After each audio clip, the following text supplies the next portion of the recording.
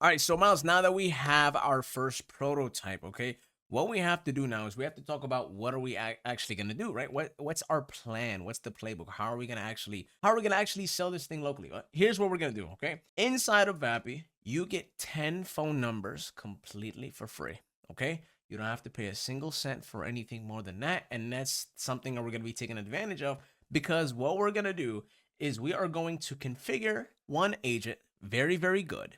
And then we're going to duplicate this agent. We're literally going to use the duplicate button to copy him. And we're going to create 10 different variations of him. And in this agent system prompt, we are going to template the shit out of it. Okay. We're only going to replace two things. And that's going to be the company name, right? Wherever their company name is actually, existing in that. And we're going to replace the knowledge base section because obviously we want the knowledge base to be pertaining to that specific company. And then we're going to do that 10 times. So we're literally going to create 10 voice agents. Each of them is going to have their own phone number, and each of them is going to be super personalized to those businesses that we're going to be hitting. And then what's going to happen is we are then going to start our outreach. We're going to start hitting them up, and we're going to do, the personalized message. We're going to say, hey, we built you a custom voice AI agent completely from scratch. You guys can call this number and call it. And we're going to hope that they pick up that phone, look at that number, call it, and actually get to hear this thing, mention all the details it knows about them and mention their name and mention all that stuff. Question, when they call that number, will it let us know that somebody called it? Yes, so it's going to let us know. We're going to be able to track all of that inside of the logs section inside of Vappy. So remember I showed you inside of Vappy? Mm-hmm. So as you can see here on the left side in the log section right under observe, you can see all those test calls that we made, right? And every single call right here is going to have the duration, how much it cost, all, how many seconds that last, right? You can see here how many minutes and seconds the call actually lasted. You can see the ended reason, right? Did the customer end the call? What happened? And you can see the success evaluation. Right now, we didn't actually give it an evaluation, so it's just going to say everything is failed, but you can actually give it evaluation for it to determine what is a successful call or not. You can also see the type, right? Inbound, meaning it came in, and then you can see the web. And if you click into it, you're going to be able to literally hear that conversation. You can play it and you're going to be able to see the entire thing. You can even download it and you can look at all these different metrics and stats inside of it, like the latency summary, okay? How many turns that call took? What is the latency breakdown? You can see all of these different things at a very good depth inside of this call. But obviously, right, the things that we care about is being able to hear it and also the transcript. You can see what the user said and what the AI said on the same page. So yeah, we can definitely do that. Once we do this, Miles, what's going to happen is basically one of four, okay? They're going to either see our email, they're going to see the number, and they're going to call it, which obviously we're going to know, and they're going to respond back to us, which basically when they respond, we already set up an AI automation that's going to handle those automated responses, okay? Do we want to turn that on for these kind of responses, or do we want to set that up for, just people that book a calendar meeting? That's going to be a decision we're going to make. Or they can see the email, call it, and just not be interested, which in that case, we're going to be able to tell because we can hear the call. We can see if they even talk to it or they're never going to respond to us. Or they could see the email too late and they're going to call the number. Then by that point, we would have rotated that number and used it for another voice AI because, we're not trying to do more than 10. We're trying to hit a lot of different businesses. So the rule here is to leave it active for 3 days. Okay, that's why it says 3 days right here. We're going to send an email, and that email is going to go to 10 different businesses. Each of them going to get their own personalized voice AI experience, and we're going to let it be active for 3 days. And we're going to let them know, okay? And after these 3 days, if they call it and that number doesn't work or, it goes to a whole other agent, they're either going to email us back still interested, or they're just not going to email at all, and they're going to say, you know what, this went past the 3 days, and now this is a whole different company, whatever. I don't really care. Or they just don't see the email at all, which means that we failed at our DKIM, DMARC, and email warm-up, which obviously that should not be the case if we're email warming up right now. So in order to do this, Miles, here's what we have to cover, okay? First thing we're gonna cover is how to quickly get a KV knowledge base for all the businesses we contact, right? We're gonna be contacting a lot. So what's the quickest way for us to do this? Well, obviously we're gonna use the help of AI, and we know that it needs to be in Markdown. We're gonna do all that. And I'll show you how to do that, right? We're gonna be able to pump out these knowledge bases very quickly. The second thing that we have to do is going to be assign phone numbers, okay? And this is very, very simple, okay? We're just going to get the phone number and then activate it. And then after it is active, we're just going to assign. And then once it's done, we're going to rotate that phone number. So we're going to do it literally in this order, right? Get a number, activate it, assign it, and then rotate it when that time expires. And the third thing that we're gonna need to do is we're gonna need to duplicate the AI agents, right? Obviously, right now we only have one. So we're gonna duplicate all of the agents until we get 10. Then we're gonna assign those numbers, and then we're gonna do the KBs and the other personalization part. I wrote this so backwards. I probably should have written this one as first, this one as second, this one as third. But you get the idea, okay? This is what we're gonna have to do today. And then once this is done, Miles, then we're gonna literally go to and then once this is done, Miles, we are gonna go to that massive monster AI automation we built for scraping all that business information. And what we're gonna do is we're gonna turn on the AI personalized outreach system, and we're gonna let it scrape. Okay, so that way we have a big Google Sheet filled with all that information. And then what's gonna happen is we're gonna let it run. We're gonna let it create those custom messages for us. And after that, we're gonna jump back into our CRM, which is how we're gonna be keeping track of all those interactions. In our case, that's gonna be the Google Sheet. And once we're at this Google Sheet right here, we're basically just gonna keep track of who's calling it, who's not calling it. That way we can just open up this Google Sheet, and that's our source of truth for what's happening, right? We don't want to memorize all this stuff. We just want to go somewhere and be able to pull that information very quickly. All right, so let's jump into it, right? Right now we have two. We have Miles and Miles copy. Miles is just nothing, to be honest. I'm probably just going to delete this one, and we're going to start at Miles copy, and I'm just going to delete it first, and I'm going to rename the second one as Miles 1. Okay, now here, organization is very important, right? We don't want to mix them up, and when the time comes, these names are just going to be named after the business, right? So it's not going to be like, whatever this is. Let's just say we're building for Plumbing LLC, right? We're just going to name it Plumbing LLC and click save. So that way, at a glance, we know this is what the voice AI agent is built for. Now, jump into the system prompt, okay? We have a few fields that we're going to need to get. The first one is going to be the company name down here. And the second one is going to be the knowledge base, which is somewhere down here. So what do we have to do is we have to customize this for Plumbing LLC. Let's just go ahead and quickly, grab a random plumbing company very quickly, so that way I can show you what we're going to do for one of them. And that's going to be the same process that we do for all agents, every single one that we create. So I'm just going to come here and I'm going to search for plumbing company. What was your city? Platinum Plumbing, Farmington, New Mexico. Platinum Plumbing, Farmington, New Mexico. So we're just gonna go and we're gonna grab a random company. Okay, let's just say this is gonna be our first company. I'm gonna click into it, and the first thing that I want is obviously I want all of this stuff scraped, and I want to create a knowledge base from it. The easiest way to do that, Miles, is literally by right click, copying the actual website. Okay, so we're gonna copy the website's address.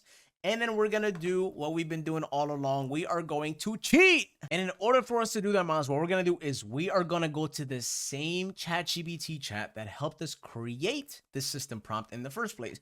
The reason for that is because obviously it knows the best practices for creating voice AI system prompts, and it knows the format that we care about and all those good things that, make this thing very good. The way that I'm going to find it is literally like, if you have that chat open and you remember what it is, just go to it. But if not, you could just copy a section of that system prompt that it helped us create. And you can jump in here in your search, right? Click the search button to search for a chat, and then just type in that. And then the first thing that comes up is probably going to be the chat that you used. So you can see right now, if I click into it, it should load up the chat or the thing that we generated last time, right? So here it is. You can see this is the thing that we copied. Boom, perfect. What I'm going to do right now is I'm going to prompt it to basically do what I want it to do. I'm going to say, now I'm going to give you the website of businesses one by one, okay? I want you to generate me a comprehensive KB section in Markdown, right? It has to be in Markdown. Comprehensive KB section in Markdown, which will be used to personalize their experience with their voice AI agent. Okay, very simple, very straightforward. And then we're gonna actually paste the website in here and then let it do its thing. It should give us exactly what we want. Boom, here's that website. Jump back into the chat, and now I'm gonna throw it into it and then let it cook. And then let's just see what happens here. I probably should have told it to give me it in code copyable format, so that way it comes out like this instead of, actually rendered Markdown, which we don't care about. But let's just see what happens. Right now it says I'm pulling up the site directly, and it's, okay, so boom, it's going through the website. It's doing all kinds of scraping. It's looking at the URL. You can see here when I expand its thinking, here's what it's happening. It just opened it up, Right now, it's exploring all the pages. It's looking at the about, it's looking at the services page. This is exactly what we want, right? This is the heart of the knowledge base section. Right now, it's looking for all of the other details that we want to care about. So that way we can create our comprehensive KB. And once this is done, hopefully, it just gives us in the same format that we care about. So boom, okay, it just finished. It says I've got the core site content now. It has their company story, their contact details, their hours, their emergency availability, the listed services. Look at this. All of this stuff that it just scraped is going to be literally a brain for the voice AI. And now it says, okay, built from the companies, all of these pages. I left nothing clearly stated on the site markdown. Boom, here it is. It gave it to us in code copyable markdown format. You can see this is the format we care about. Right now it's generating everything. This is fucking perfect. This is literally exactly what we want. And you can see how easy that was, right? It was extremely easy. Just one simple prompt. Hey, here's what we're doing. Here's what I want you to do. Make sure it's comprehensive, da-da-da. And then 2 seconds later, we get the entire comprehensive markdown that we can just take and throw into our voice AI system prompt. So boom, it looks like it just finished. What we're going to do now is we are going to copy this knowledge base section and we're going to jump back into our voice AI assistant and we're going to open it up. Okay. Now what we're going to do is we're going to just literally go to that knowledge base section inside of here. I'm going to try to find where it is. Boom, it's right here. So I'm going to select everything in the knowledge base section. I think it ends right here. Okay. You can see right under is compliance and safety. We don't care about that. And then I am just going to click Control V. It's going to delete it and replace it with the new knowledge base section immediately. You can see that, boom, it replaced. Control V just means paste, by the way. I just pasted the thing that I copied. And you can see there it is. This is the entire knowledge base section here and done. So now what I'm going to do is I'm going to jump back up here and then I'm going to change the name from Miles Company LLC to, was it Platinum Plumbing, right? Yeah. Also, if you just pasted that big ass knowledge base and you didn't click publish, it might take forever to start typing because it's making a bunch of code changes in the background that you guys don't see. And if you click this, you can see what's happening. Here, I'll just show you. Let's go ahead and make you scream, make your eyes gouge. But this is what's happening, right? It's adding a bunch of lines. I'm gonna click publish, and then after I click publish, it shows you a review of all the changes. I'm gonna click skip and publish down here, and once I do that, it should be good to go. So now, Miles, when we call this voice AI, it should basically be a full demo for Platinum Plumbing, and we're gonna go ahead and test it, right? We're gonna make sure that this is doing what it needs to do. That's exactly what I'm gonna do right now. I'm just gonna whip out my phone. I'm gonna call it. Let's just see what happens. Phone number is this, and I'm about to hit the call button. Boom, there we go. Let's hear it. Hey, thanks for calling Miles Company. What can I help with today? Okay, so off the bat, there's a big mistake. It said thanks for calling Miles Company. Miles Here's why. Right here. You can see we Oh. never changed the first message. This is fair. This is why we call it and test, okay? Make sure that you're calling the damn thing and testing it. So I'm going to paste that in here and we'll update it. Boom, there's that. Skip and publish. And let's go ahead and give it let's give it one more call. Hey, thanks for calling Platinum Plumbing. What can I help with today? Hey, I think I want to know more about what kind of services you guys offer. Could you tell me a little bit more about you? Sure, I'd be happy to tell you a bit about us. Platinum Plumbing is a locally owned company based right here in Farmington, New Mexico, serving the Four Corners region. We handle both residential and commercial plumbing, including things like water heater repairs and installations. We're certified for Navy and tankless and high efficiency boilers, sewer and drain cleaning, faucet fixes. You know what? full house Quick repiping. question for you. What's your guys' phone number if I wanted to call you? No worries. Our phone number is 505-609-0085.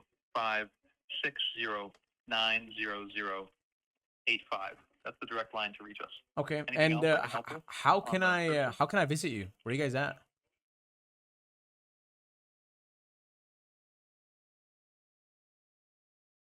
Did you hear me?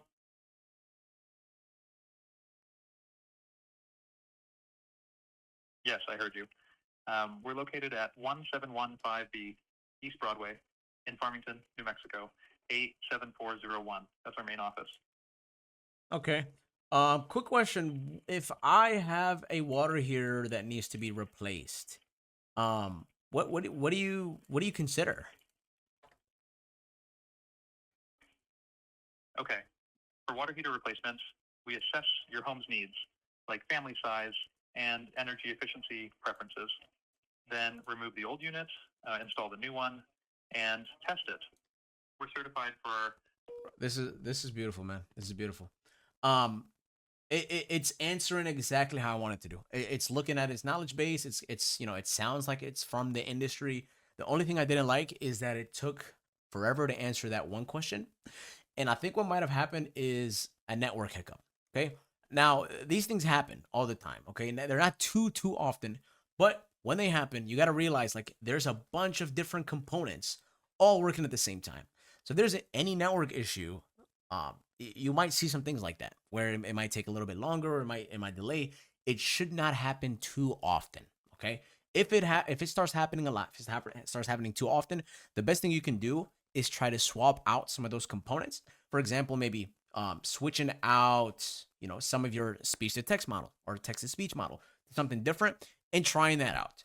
So right now, we just pretty much cooked up like the first MVP. What that means is minimum viable product. This is the demo. This is what we want them to call. And we have a phone number and this is done. Okay. So all we're going to do now, Miles, is we are going to go to this voice AI agent, and on the top right, there's these 3 dots, and we're going to click duplicate. And as soon as it duplicates, you can see we have a copy of it now.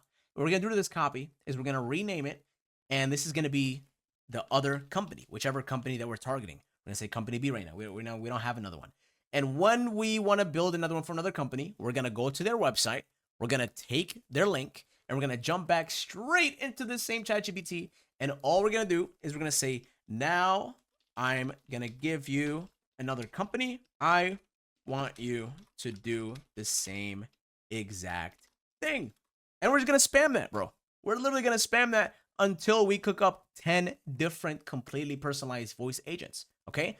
Very straightforward, very simple, but this is demo delivery on steroids, Miles. You got to remember, like, these people that are calling your voice AI agent, they think you took some stupid amount of time to build them. This is knowledge arbitrage. Okay, that's what that's called. They don't know the knowledge it takes for you to build this thing. They don't know it's actually a little bit easier than what they think. Obviously, it's not too easy, right? We worked our ass off to really understand the architecture behind it. But they think it's something that's way bigger than what it is. And so that's what we're leveraging here is knowledge arbitrage, is that we're cooking these up in mass, right? We're cooking these up at scale, and we're using this to get people through the front door. Okay? Very simple, very straightforward, very powerful plan. So now what we're gonna do, Miles, is now that we went through this and you understand it, what we're gonna do next is we are gonna grab those phone numbers. Okay? It's gonna get 10 different phone numbers and let them activate while we do everything that we have to do after that.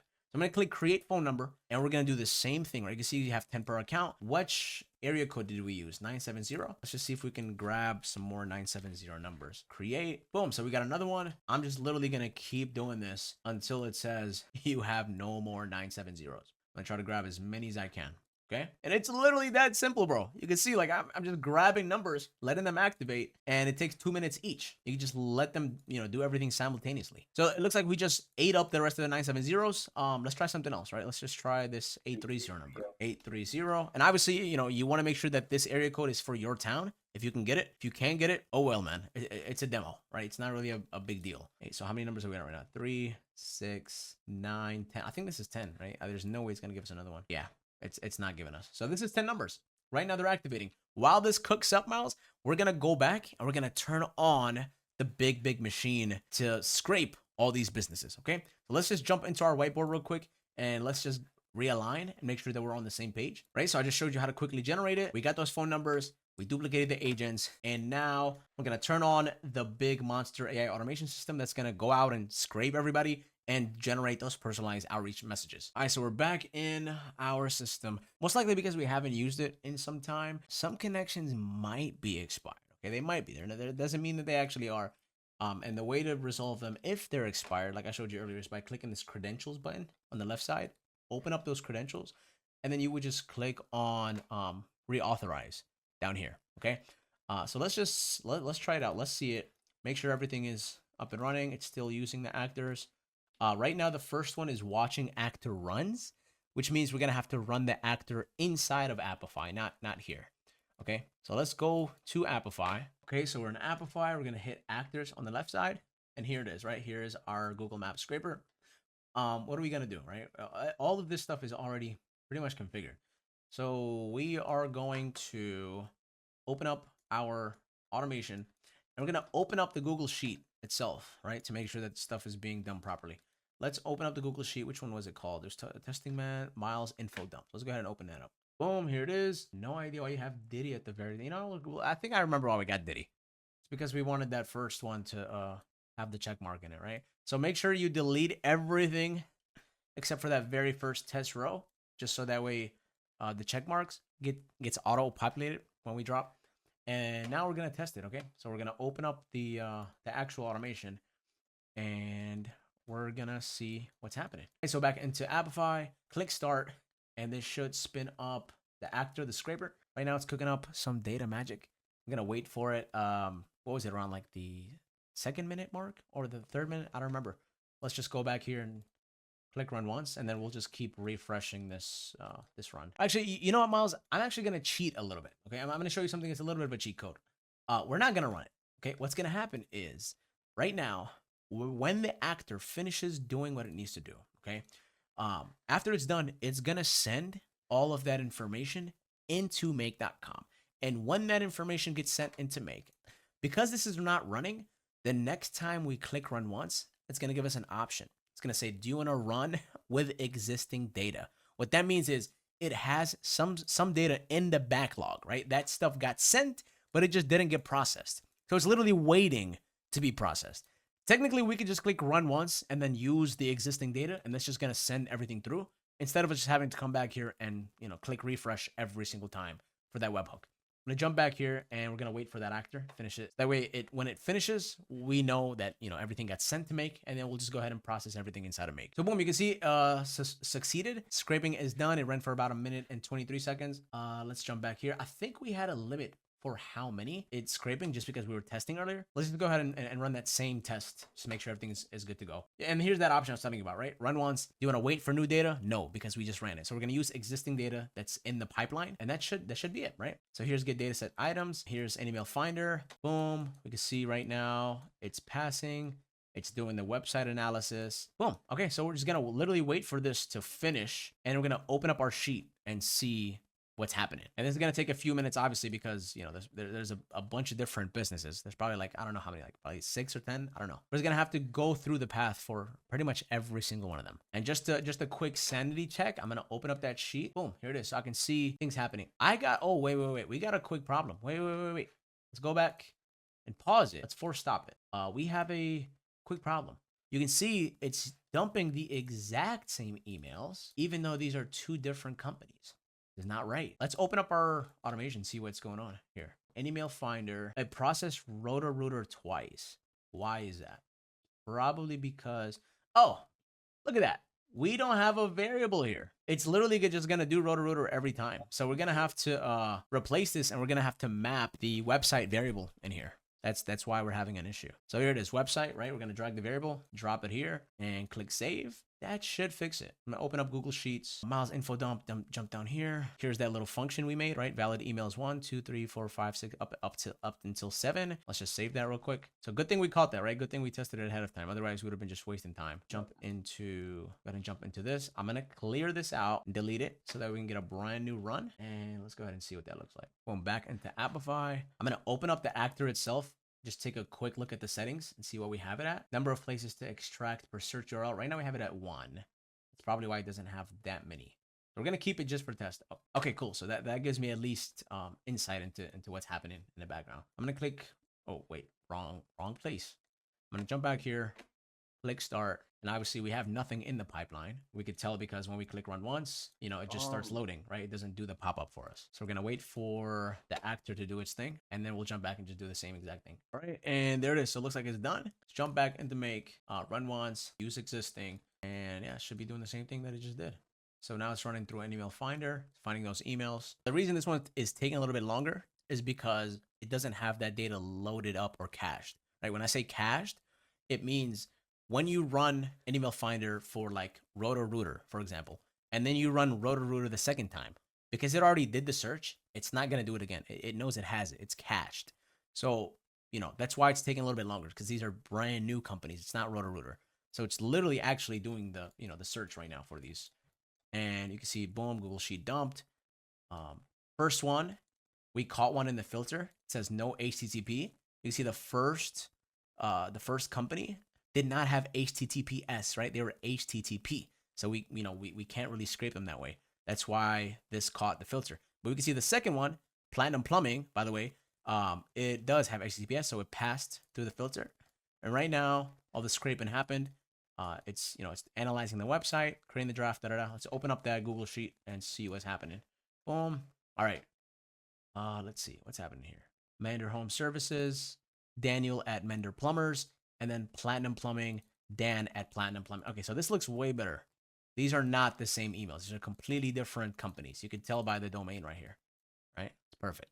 Also, if we jump into first name, Daniel, Final Draft, EN. Okay, why is Final Draft EN? I think there is something that's making that EN. Let's wait for this to finish. I want to see what's happening here. Obviously, it should be empty because the draft finalizer hasn't finished, right? The final draft would be dumped in the final draft section. I don't know if this is a placeholder that we made. All right, draft finalizer done. Google Sheet updated. We should open it up right now and see a draft. So we have a small issue. Let's pause the automation and see what's happening. Small issue is in the final draft section, Daniel got EN for some reason, but Dan actually got a final draft. So did these three guys. They all got EN as well. Would you go to the let's go check it out. So I can guarantee you the reason why, Miles, is because these companies that have EN probably don't have a website that we can scrape because they never passed through the HTTPS filter, right? So remember we had a filter right here. And let's look at this, right? Boom, there is. So look, there's 3 websites that got caught into it. Let's look at them. First one is Mander Homes. Second one is Foster. Third one is Roto-Rooter. Why would Roto-Rooter not? I don't know. That's a corporation. That is a corporate. Let's see. So HTTP. So the fifth one is Home Depot. I'm looking at an email finder because the input for them is what's coming out of the Appify. So yeah, apparently Roto-Rooter is HTTP. Yeah, that's insane, dude. These guys are big company, but let's see. When you click into the URL itself is shown as HTTPS, but the automation is catching them as HTTP. Let's see what's going on, right? Let's open up the Appify get dataset items because that's the thing that unpacks everything that was scraped. And let's find Roto-Rooter, which was, what was it? Let's see if we could find Roto-Rooter. Okay, bundle 2 was Platinum, bundle 3 was Foster, bundle 4, okay, Roto-Rooter right here. Website. Yeah, they're getting scraped as HTTP for some reason. Let's see. Let's look them up actually. Roto-Rooter. Yeah, their official site is HTTPS, but for some reason Appify is picking them up as HTTP. Let's look it up in here. Yeah, see? Roto-Rooter, HTTP. Click on that link. Let's see if this the same thing is happening to the other companies. I wonder. Let's click on fosterplumbing.com.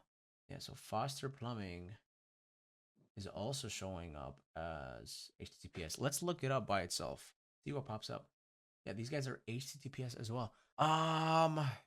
So now that this is happening, I actually have no idea why Appify is pulling them as an HTTP. What we're gonna do, Miles, is we're gonna do a quick workaround. Okay.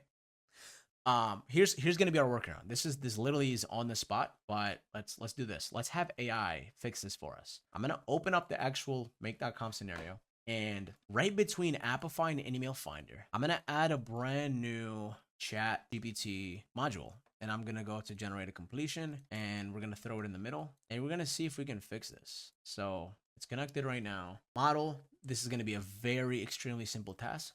We probably get away with the cheapest, which was, what was it, like 4 nano system, right? System prompt is going to be fix the websites. So we're going to say you will receive a full website URL. Okay. If the website already starts with HTTPS, then do nothing and simply only output the website URL itself with the HTTPS. If the website starts with HTTP and no S, you should add an S to it and then output the website with the S, which is the fixed version of that website. Okay, so you can see what we're doing here, right? We're literally throwing an AI in the middle. We're saying, we're gonna feed you a bunch of websites. Every time you see it's only HTTP, make sure you add an S and then output the version with the S. And then we're gonna take the output of this guy and use that for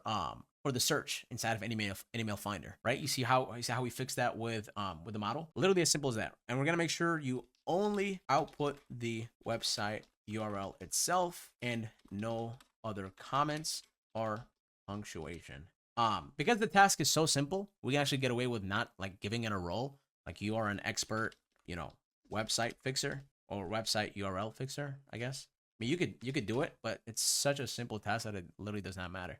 Should you give it a for example? I don't think it needs an example, just because again, it's such a stupid simple task that I don't think this needs examples. Let's go to the user prompt and let's tell it like what is it gonna be working with. So this is the website you will do this with. And obviously, we're going to dynamically map the website variable in here. And, you know, after every turn that runs, this is going to get replaced with whatever website actually, it actually is from this Appify dataset items module. So now I'm going to click save. And what we're going to do, Miles, is we're going to jump into AnyMail Finder. And instead of this, we're going to map here the output of ChatGPT, which should be the HTTPS version of those. And so now what we're going to do is jump into our sheet. We're going to clear this up and see if it's doing what it needs to do. Does that make sense why we did that? Yeah. Yeah. We're doing a workaround so that way we can have the S in there just in case for some reason Appify pulls an HTTP version of it. So now we're going to do the same thing, right? We're going to save it, jump back into Appify, and then run the actor one more time. Go to actors, open it up, start, and yeah, let's see. Hopefully this should fix it, by the way. This should fix it. So it looks like it just finished. Let's open up the automation and then use existing data and let's see what happened. Let's see if this fixes it. All right. So open up the, where is it at? The sheet. Okay. We can see that 2 different companies. Jump here. Final draft still says EN, probably because we, for some reason, in the first module have EN in here. Let's see what happens. I don't know if it's gonna like write over it or not. It probably will if this fixes it. But let's open up the result of the website fixer. So the first one, HTTPS. You see it added the S to manderhomeservices.com. Let's look at the second one, which was, where is it? Operation 2. Yeah, it added the S to Platinum Plumbing. It's adding the S to where it needs to. It's good. Obviously, that's causing it to pass the filter. Oh, wait. manderhomeservice.com is still not passing. We made a mistake. Let's see what we did. Oh, that's right. So the filter is not looking at the results of ChatGPT, right? It's still looking at the result of the original Appify. So we got to map out the new thing, which is right here. Save. Let's rerun that one more time. I think that should be the last thing. And also let's try to figure out why there's EN here. So what's responsible for dumping that information? It's probably the first Google Sheet module. Where's that at? Right here. This add a row. Let's see, do we have EN for some reason in here? Oh, we mapped language in the final draft section. Yeah, it makes sense, right? EN stands for English. For some reason we that's because we were doing that test run at first, remember? Yeah.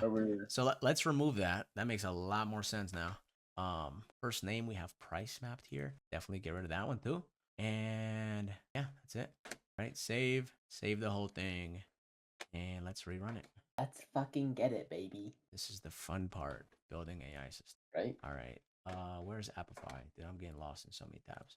There it is. Actors, Google Maps, start, jump back here. Right, and then you just gotta wait for it. Why do we have to run Appify again if we already got? Yeah. The reason why is because when you click process now, or like that button that like actually ends up using this stuff, it gets used from the pipeline. It's not in that pipeline anymore. It actually gets processed. And when it gets processed, that means it's, there's nothing in the pipeline anymore. So the next time you run it, that run is just no longer there. It doesn't exist. You know what I mean? So imagine like there's a queue. Imagine there's a line here waiting. And when you click that process now, the thing goes from the line into the assembly line, right? It's not gonna like Okay. come back here into the line. It's gone. All right, so boom, it's done. Open this up, run once, use existing data, and let's go. Fingers crossed. The operation failed. Why did it fail? Oh, we forgot to switch it here. Oh, that makes a lot of sense. So hopefully this is the last time, bro. You know, we should probably just do a very quick check and make sure that like, yep, that's our service description, website analysis, draft finalizer. Yeah, okay. Oh my god, this is fucking annoying. All right. Runs, actors, Google Maps, start. You can see, by the way, all those runs, like we only used 16 cents so far. Really nice, man. It's pretty cheap. All right, here it is. It's done. Come back here, run, use existing. Oh, that one went through pretty quickly. All right, boom, so it's finished. Run once, use existing data. Let's see what happens now. All right, an email finder, found one. Google Sheets added one row, not two. Let's open up that sheet. All right, yeah. So there's one row here. We see Platinum Plumbing, cool. First name, Dan. All right, that's all accurate. Let's see. It's processing one at a time, right? So it's doing the very first business right now. That's why you only see 1. When this train finishes and it like updates the row with the final draft, then it's gonna go back and do the second business that it found, which is gonna be, you know, if we open this up, it's gonna do M&R service next, which is the Mander Homes one. So it's doing them one by one, okay? It's normal. And you can tell because this number right here is gonna go up when it processes that second run. You're literally gonna see it become 2. All right, let's see where the train is at. It's creating that email draft. Hasn't even hit the finalizer yet.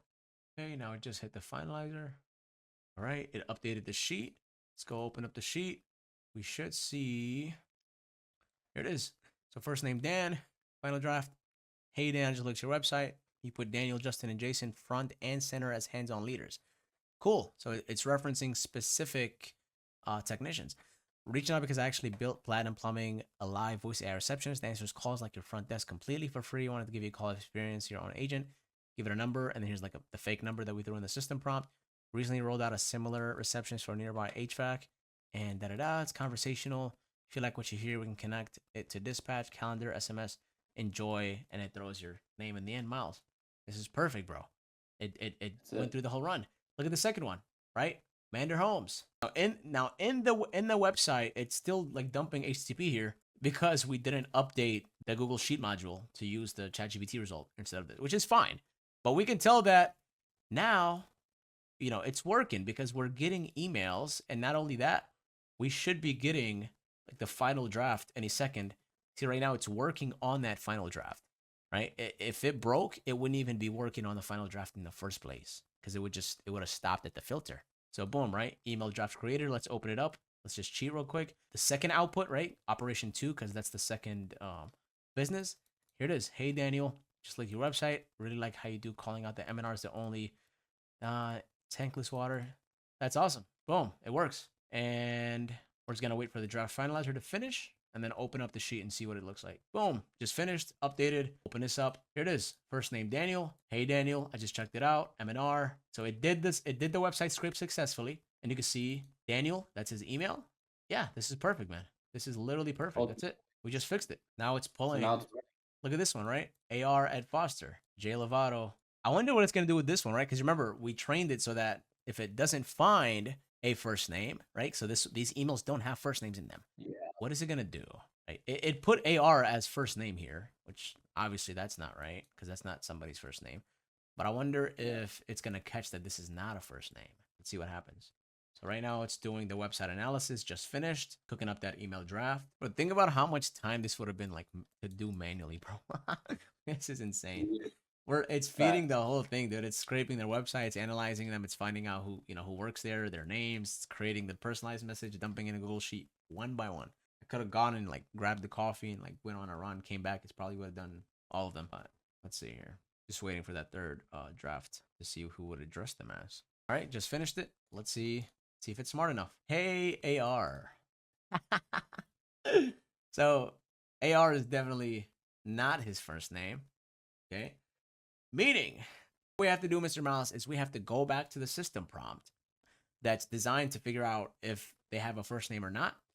And we have to tell it this exact example. Like literally, we're gonna say for emails like AR at da da da. If the first thing is clearly not a first name, like a clear actual first name, make sure that you classify it as no first name, because AR is not his first name. Okay, this is giving bot right now, so we have to fix that. We'll fix that shortly, but at least right now, AR. huh? I said, hey AR. Hey AR, right? Makes perfect sense, right? All right, I'm gonna let it run through the fourth run just to see, and then after that we're gonna stop it. Gonna fix that little tiny section. This is the guy that we have to fix, right? First name guy. You can see the result of the third operation, which is the third business, came out with AR. Fourth one is Jennifer, so this one's proper. This one should be to Jennifer. So open up the draft and just see. Let's peek into it. Yep. Hey, Jennifer. All right, just finished the fourth one. I'm going to stop it right here. I'm going to force stop it. And I'm going to open up the... There it is. Yeah, it looks good, man. Let's go. It's literally copy paste of the same message, but it's personalized to them. You see every single one of them. It's like the first icebreaker is fully towards them from the research. And then here's why we're reaching out. It's using their company name. Phone number is going to be... Oh, the phone number, by the way, we cannot cook into the system we have prompt. to put the phone number in there. Yeah, we have to. This is probably the is. only manual part of this whole process. Is like we have to open up the message and make sure that we just like delete this and put the actual phone number for them, because we can't really bake that into a system prompt, right? It's not gonna know which number belongs to who. Perfect. That's really so easy for them just to like look at the email and then just call it and try it out. Yeah, that's the whole idea. Is they would open this up, see that somebody actually took some time to do some digging, look at the next message and be like, well, this is cool. Here's the number, call it. And then here's some case studies and proof for what we can do.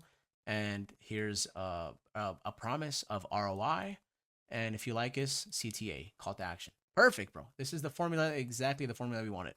And then enjoy with the little smiley face, a little bit of a human touch, and then Miles, ending with our name. All right, so let's go back and fix the first name guy. I'm going to open this guy up, jump into its system prompt, and we're going to say, I'm just going to dump it down here in the bottom. An example of an email where there is no first name could look something like, and then I'm just going to go to the output that it came out with, which was the AR email down here. Oh, this one. And then we're going to paste it right into it. And we're going to say, if there is clearly with no doubt no first name, since AR is not a proper name. See, I'm talking to it like a literal child.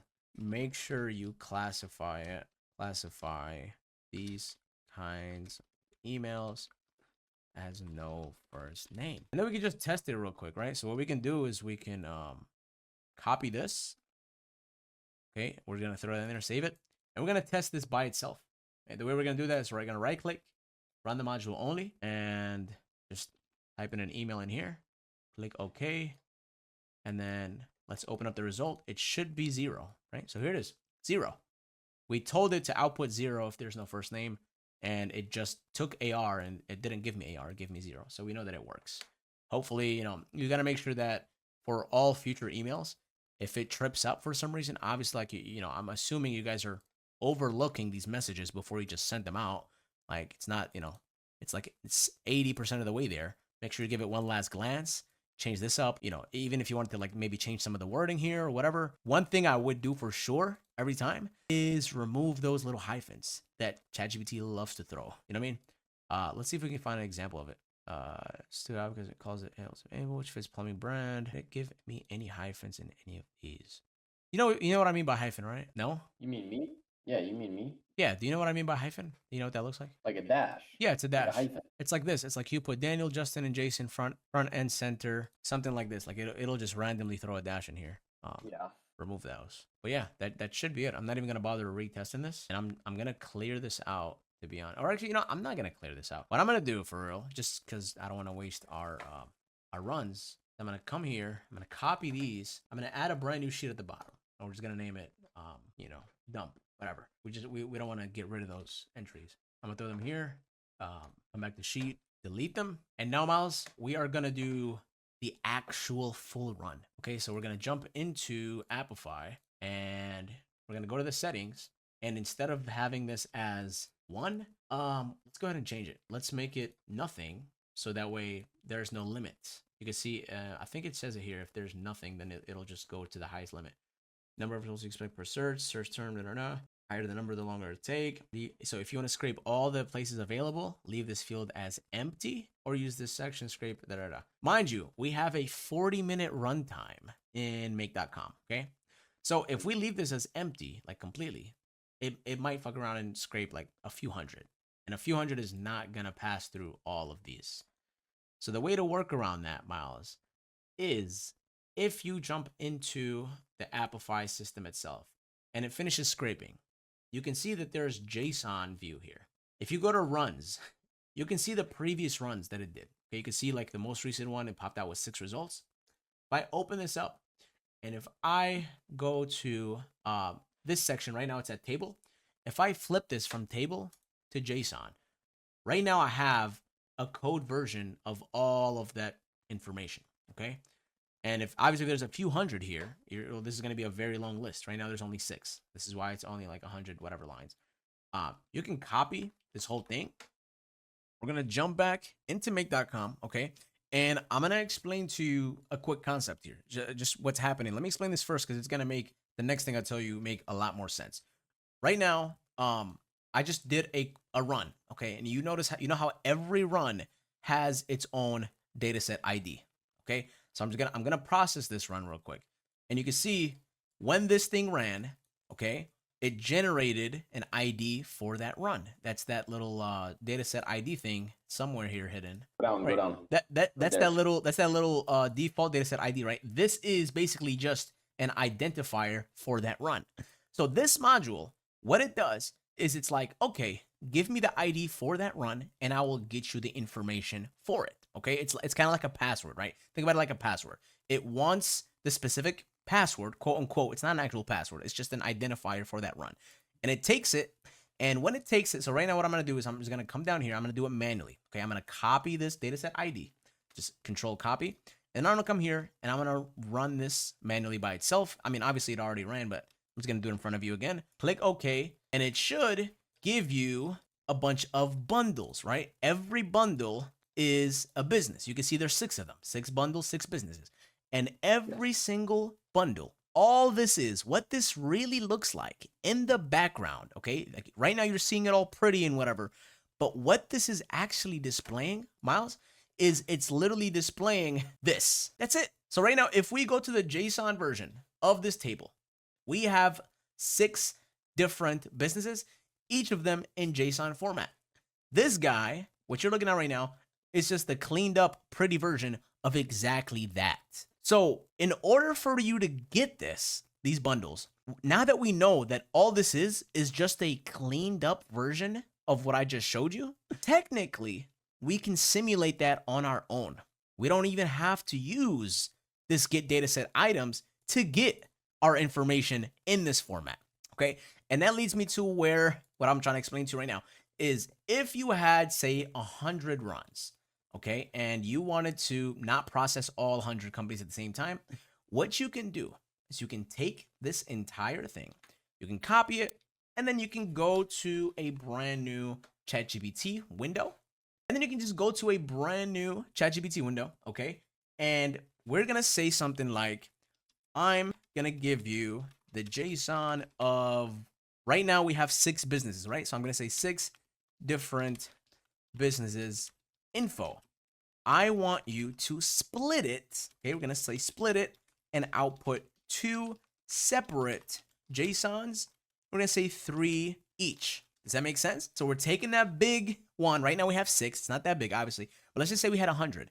Then we would say, I'm gonna give you a JSON of 100, and I want you to split them into 50 each. Or maybe split them into 3 or 4 of, whatever. It doesn't matter. The idea here is that you can take this JSON and you can come into ChatGPT and you can send it to us and say, okay, go ahead and send that through. So I pasted the 6. This is all the 6 companies in code format. Now what's going to happen is you're going to get 2 different ones that split this code. Okay, now what's happened, because we split it, there's not that many in this little body of code, right? It's only 3. So what you can do is you can copy this guy, and we're going to jump into make, and we're going to simulate us getting these bundles by processing that JSON a different way. All this thing is doing is going to Appify, looking at that JSON, literally what it does with this ID. When you give it that ID, it goes and it looks at the JSON of this ID, of this run, and it pulls it and it processes it. That's all it's doing. So we can simulate that through something, and that process, Miles, is called parsing, okay? When you take a JSON and you take it and put it into another format that's more presentable, you're parsing that JSON. And there's a literal module for that. So the way you do that is you just go in here and you search the word parse, and you're going to see something called parse JSON. We're going to open it up. We're going to connect it, okay? And this guy, all its job is literally going to be taking a JSON body and outputting it in the same format that we care about. So right now you can see what we're doing is we're manually doing this. So I'm going to paste this in here, right? Let's just say I wanted only 3. I copied the 3 from this one. This is the first one. If we wanted to run the whole automation, would we map it? Would we map the results of the Appify into that? So you would not map it, Miles, because we're trying to do a controlled run. If we were to map it, let's just say we map, you can't even map JSON, right? Because you got to remember, there is no JSON coming out of this, right? Yeah, you don't see a single JSON anywhere. This is processed JSON. This is what parsed JSON looks like in Make. It gives you in this pretty bundled format. So that way you can expand it and look at it and deal with it easier. We can manually do that by just pasting it in here, hard code it. This is called hard coding it. When you don't map something as a variable, it's called hard coding. So we're going to hard code it in here. And we're going to click save. And then we're going to run this module by itself. And if I open up the output of this, look, what do you notice? It gives us the exact same. It gives us the exact same structure, bro. We're getting bundles, except this time, you notice how we only have 3? It's because we gave it only 3. So this is going to allow us to control how many businesses are going into this automation, right? So technically, at this point, if we were to do a controlled run, we would not be relying on any of these, right? This would be the very first one, okay? And so now what happens, Miles, is if I were to maybe disconnect this, okay? And I were to just run these 2 by themselves. Actually, I don't know if that's going to work because this guy's depending on a website that comes from here. But if I were to run this, then it would go through the entire automation, but only for those 3, because these are the 3 that are going into this pipeline. Does that make sense? Yes. So this is how we would do controlled run. Now, at this point, what we're going to do is we're going to jump back into Appify, and in the actors, we figured out, by the way, I don't know if we did this on camera or not, but I know we were messing around a little bit off camera. I'm just going to catch everybody up if they didn't see that part. We found out that in Farmington, New Mexico, even if you let the places to extract 0 or nothing, which is the maximum number of places, you are literally only going to get 6. That's it, right? And it's kind of crazy because this literally tells us this town only has 6 companies. I mean, you can even look at the run and see how many pages it scrapes up front. It scrapes more than 95. And it only pulls these 6 every single time. We tried everything we can to get it to do more. This New Mexico is a small town, okay? So what we're going to do is we're going to pivot. We're actually not going to do New Mexico at this point. We're going to do another city. We're going to do St. Louis, okay? We're going to go here. We're going to change this from Farmington. And obviously, you would do this for whatever city you guys are doing this for. But If your city is kind of like New Farmington, it's a very small town, you can play around with maybe other counties or other states or other parts of, the state, whatever you want to do. And the way you can validate that easily, super easily, is by clicking this question mark right here. And if you click on this thing that says OpenStreetMap view, you're going to see this thing, this map.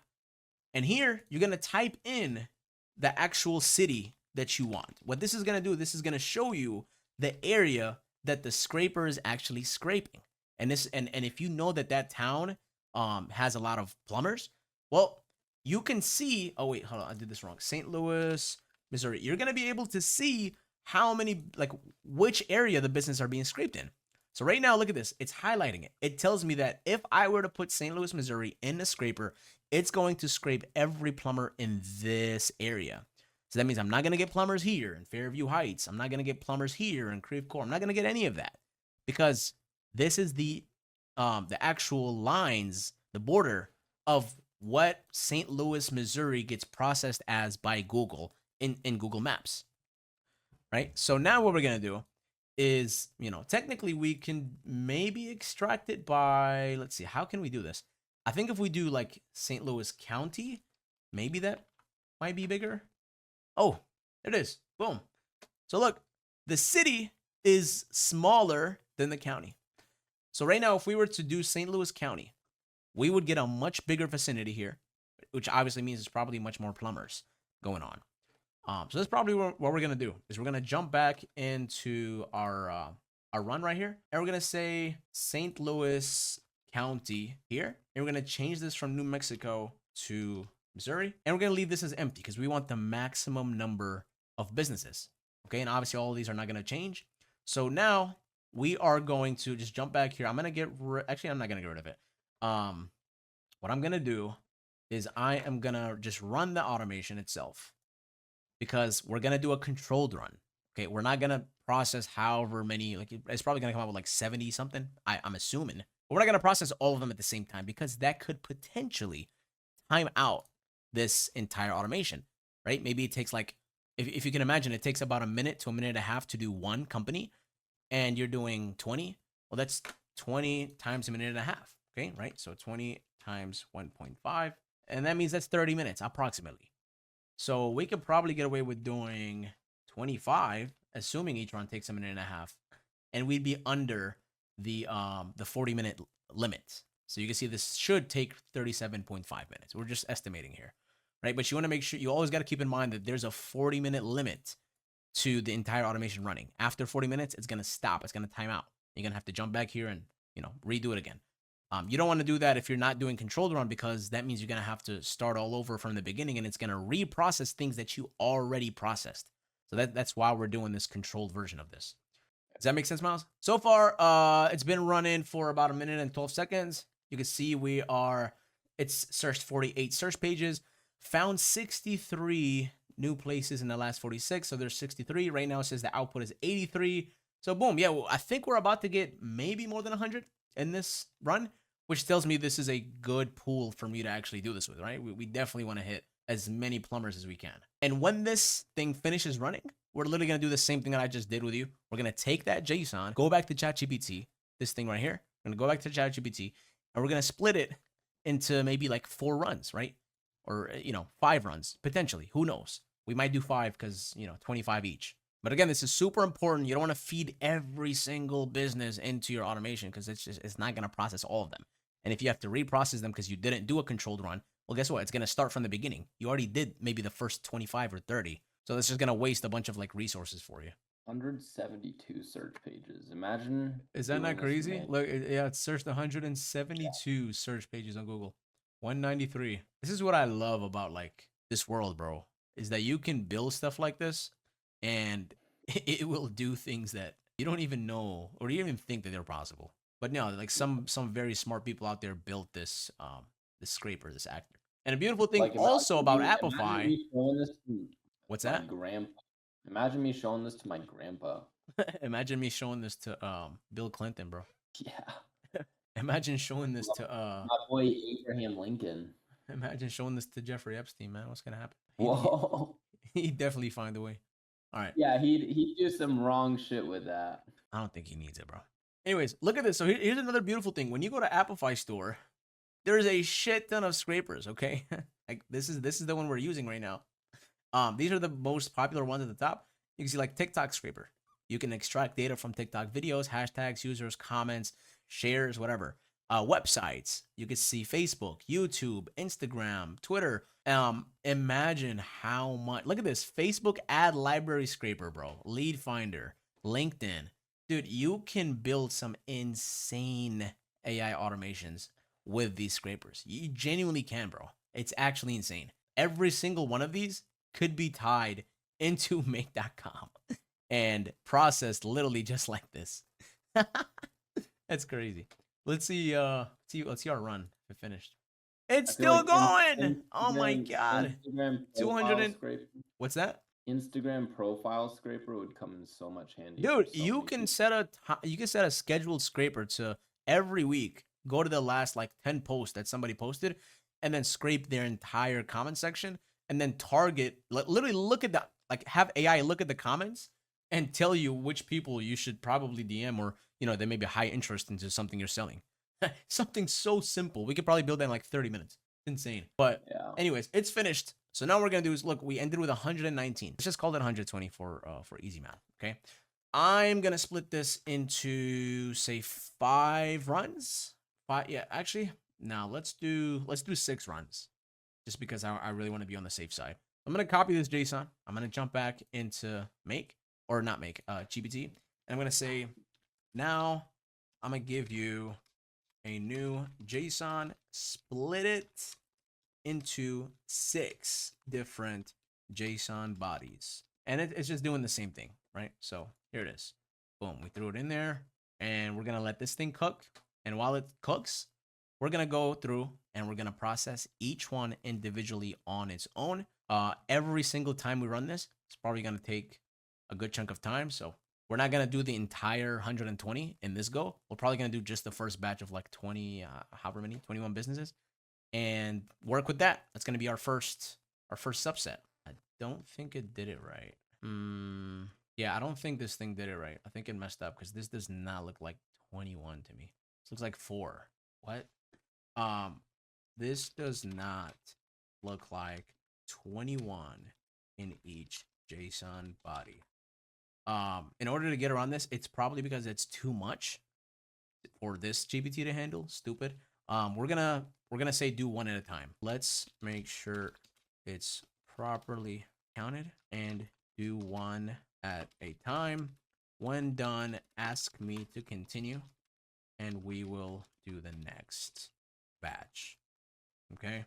Again, it's also important to kind of check this thing. It's not like GPT itself is not perfect. Why is it saying 3 items? That's crazy. 6 JSON bodies evenly, 3 each with 3 left over. Is it the same chat? Oh, I see. I see. Yeah, it is. It's misunderstanding that. It's misunderstanding us, bro.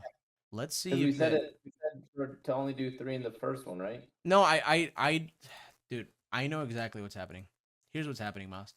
If we jump back here, you can see the items per page is at 20. So we didn't even copy the full 100. That's our bad. Yeah, let's definitely make this 200. See, now we have the whole thing. Cool. Let's go back and do the same. So now that we have the whole thing, okay, I put 200. It should be all of them. I'm gonna jump back and say the same thing. Say now I'll give you a completely different JSON. Do the same thing. Split into 6. All right, and boom, here it is. Okay, so this one, it says this file contains 120 records, very large, 6 JSON bodies, which means 20 per JSON, 20 per batch, 1 batch at a time, no skipping, strictly sequential. Ugh, this is very ugly JSON, to be honest. Yeah, this doesn't look right. I don't know if it's just because of the way it's displaying it. Let's try this out. This is the first batch. Yeah, try copying it and then just put it in there. Yeah. And see what. We're gonna try it out. I don't like the way it formatted, like the spacing and all that's wrong. I'm gonna paste this plain text, save. Okay, that works. Whatever.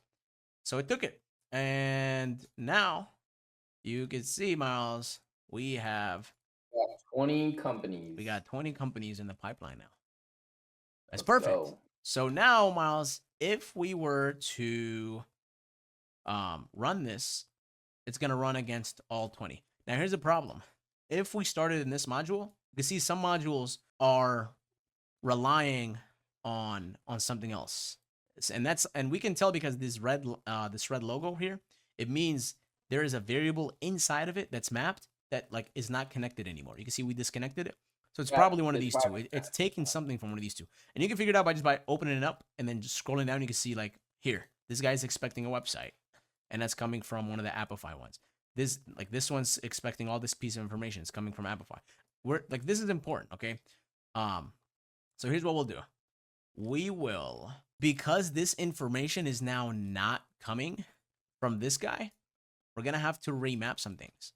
So we're gonna obviously this what comes out of this and what comes out of this is completely identical. So now we're just gonna come back here and we're gonna remap with from the JSON. You can see it tells us all the stuff right here. So this guy wants website. Well, now we disconnected the Appify, but we still have website. So we just have to come here and Website find right where website is. Where is it? Right here? Boom. Yep. And boom. Yeah. And after we click save, boom, he's happy. So yeah, we're just gonna have to come in here and just do a little bit of remapping, and we could probably just jump this in the video editing. All right, so boom, I just fixed everything in here. You guys can see if you open up literally anyone that needs anything, it's coming from the thing that we manually did, right? Like the control JSON parsing thing.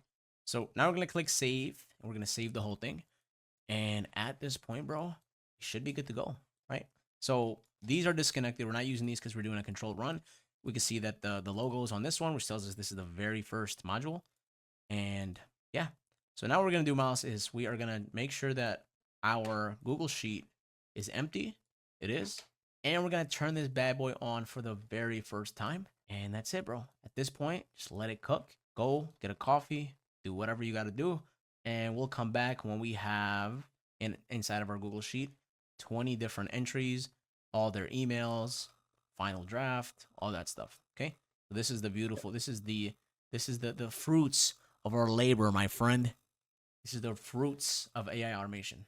So just let it cook, and then we'll come back when this is finished. Guys, real quick PSA.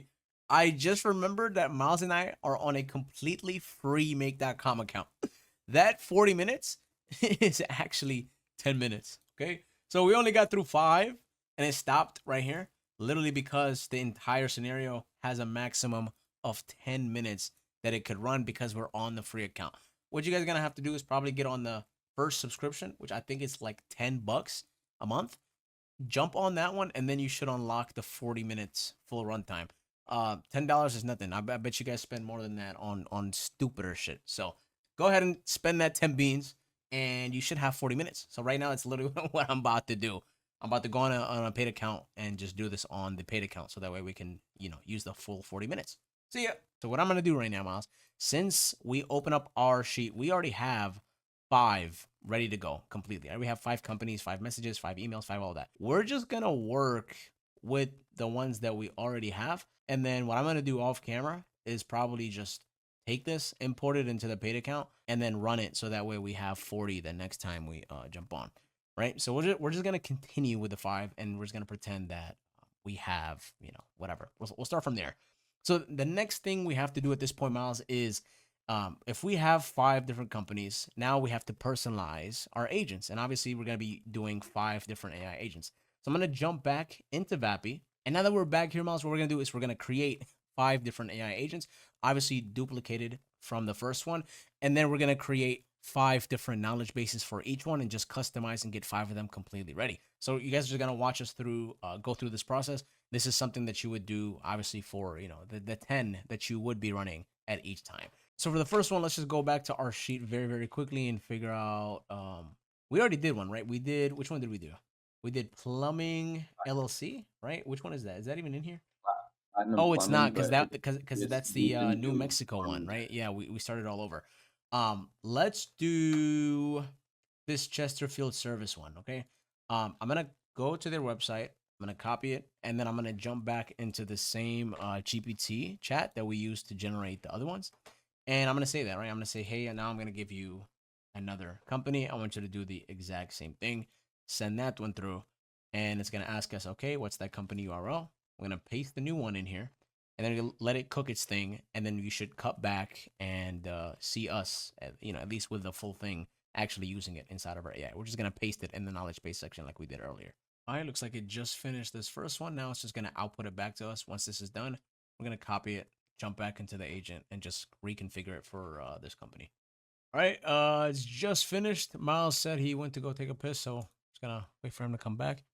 We got let's see. So we're gonna jump here, and we're gonna go to Vappy, and we're gonna go to the first one, which is Plumbing LLC, and all we're gonna do is we're gonna Control F on the keyboard, and then just type in what was it now? No, I'm gonna type in KB. Oh, it doesn't have. And then I'm gonna type in knowledge base. I don't know if that's gonna help us. And I'm just gonna type in the word knowledge base and keep searching until we get to the. All right, there it is. There's the knowledge base section, and boom. So come here, take that whole thing, find out where it ends. Price and policy, team ownership notes, FAQs. Oh, we passed it. Let's see. Suggested business. Right here. That's the end of it because I can tell that because this is a brand new section here for FAQs. That's probably all right. So here it is. Jump down here, and where does it end? Frequently supported questions. That's probably the last thing here. Do you do repipes? Are you open on weekends? Approve responses. The agent must not. Unknown. All right, so we're going to take this. We're going to try to find the end of this knowledge base section. Let's see where that is. So here's talking about FAQs. Approve responses is not claimed. Okay, unknown / not clearly stated on the website. It's still referencing website, meaning like this knowledge base came from the website. This is probably the end of it right here. The next section is voice agent personalization notes. Right, that has nothing to do with the knowledge base. I'm gonna click Control V to paste it, and it should paste everything. Right, here it is. Boom. So we're good on that one. Let's jump into the very, very top and replace the two things that we have to place, which is the company's name. What was that company's name? Let me see. Chesterfield Service. Yeah. All right. Go here. Back to Vappy. Calling. Thanks for calling. Oh, actually, I'm gonna publish it real quick so that way it doesn't take forever to make changes because we just made a huge change. Skip and publish. Miles, while you were gone, I just copied the knowledge base section, found out where it started and ended in the system prompt, and then I'm just repasting the new version of it. Well, I already did repaste it, but let's see. Platinum Plumbing. I'm gonna change that to Chesterfield Service or Services. Very tiny, but it's super important distinguishment. Service, no S. All right, cool. So Chesterfield Service, and then let's find out where else we have. This should be the only place. I'm gonna just do a Control F to do a quick find. I'm gonna search for the word platinum. Okay, I can see there's no word platinum because it just made the noise that it makes when it doesn't find anything. So that's it. We're pretty much good on the first agent besides the name. Name it to Chesterfield Service. Save. Publish. Okay, it looks like it automatically published after I saved the name. Here it is. Oh, no. It did not. It actually changed. Hold on. Oh. Let's change that. Chesterfield Service. All right, jump back here. I'm going to do the same thing down here. Boom. Publish, skip, and publish. There it is. Boom. Good to go. And now at this point, we are going to do the exact same thing for the next company, which is going to be AAA Plumbing, Waters, and Heater Services. I'm going to go here. This is their website. That looks super long. What the hell? That looks extreme. I'm gonna just click on it just to verify. Where is it? How do we get to it? Yeah. Okay. A very ugly website, by the way. But sorry, you guys, if anybody from this company's seen it. That's the reality, truth. If I'm gonna open this up here, I'm gonna copy the whole website and then jump into GPT. And you guys don't have to watch us do this entire thing on camera. We're gonna do all of this stuff on camera, but it's pretty much the same exact thing. I'm gonna jump back here, have it create a new KB, and then go back to the agents, replace them, create new ones by duplicating the other agent, and then cooking them up. So you guys are gonna see us when we have the 5 different agents that we need fully created and done. Also, one more thing, guys, you got to pay attention for. If a company's name is something like this, right? Like AAA, STL, whatever. This right here, sometimes in the personalized message or like in the voice AIs, this right here, sometimes in the voice AI's system prompt, if you literally copy and paste this into its system prompt as the company name, it'll literally pronounce it as still, right? It doesn't know. It has no idea that this means AAA STL. It doesn't even know what STL is. It's just going to pronounce whatever words that it sees. So if I were to take this right now and we just finished the prompt for it, or not the prompt, we just finished the knowledge base for it. Here, what I'm gonna do is, since it's AAA STL, it probably means AAA St. Louis. So I'm gonna literally type that out. I'm gonna say AAA St. Louis, and this is gonna make sure that the pronunciation of the company when the AI pronounces it is correct. It's not trying to say still. That doesn't make sense, right? So you got to make sure you guys are keeping count of these things. Very important. You don't want the very first impression, the thing doesn't even know how to say their company name. Listen to it, hear it back. The final version of those knowledge bases is, the final version of your voice AI does not mean is actually going to be the final version, right? You have to double, triple check these things before you let them out into the real world. Just make sure that all this stuff is tested and good to go if somebody were to call it. But yeah, that's it. So right now I just pasted the second one and I'm just going to keep working on the rest. I just wanted to throw that little note in here and show you guys that, make sure pronunciation is something you guys take into account when you're building these voice AI systems.